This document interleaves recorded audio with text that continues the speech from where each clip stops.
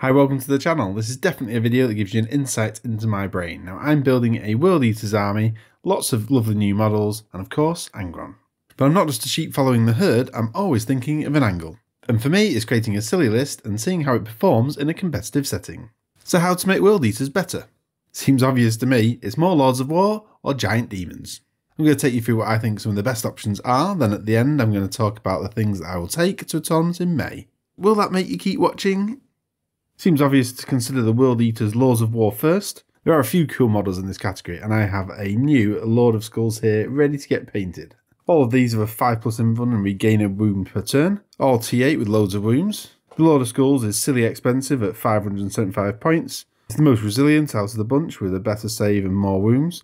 Reasonable shooting but not at its price point, and its particular power is in melee, as are all the World Eaters Lords of War. It's a great model but not a very sensible addition to the army. Have I said it was 575 points? The KYTAN RAVAGER next for 400 points. Reasonable output and seems cheap compared to the others. It's a nice option but outshone really. No particular special rules on this one, but it does have a lot of damage output like the others. But when you compare it to the Great Brass Scorpion at 430 points, you can see why you wouldn't take it. Now this one is the best option from the World Eaters Lords of War. Good melee like the Lord of Skulls, but quite a bit more shooting. This guy does have some good abilities on his own. A 3d6 charge that ignores modifiers, this is immense. So coming from Deep Strike is basically a certain charge. It also has a 4+ to ignore the effects of a psychic power, that's pretty nice. But just its size on the board might make its manoeuvrability a bit difficult. Now it's time for some KHORNE demons, and the limitation is 500 points to spend on these. All hitting on 2s, T8 with a 4+ demonic save, which is good. They have leadership debuffs and deep striking. Angrath the Unbound, 450 points for this glorious model.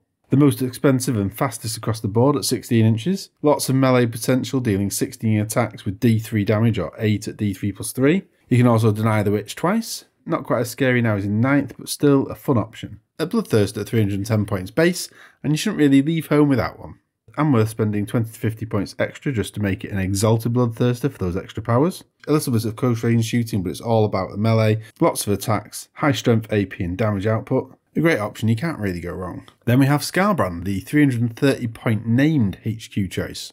This guy's an absolute beatstick for his points, and he even gains attacks as the more wounded he gets. It's the slowest out of the lot at 8 inches, but his Warlord trait if you take one is +1 to advance and charge. He can't be targeted by any psychic powers. You can stop a unit falling back, and he makes everyone near him have extra attacks. He can deal a massive amount of damage, especially with his ability to ignore invulns. So it seems to me like the Brass Scorpion and SKARBRAND are probably the two best options to take, and I think I'm going to take both of them with Angron.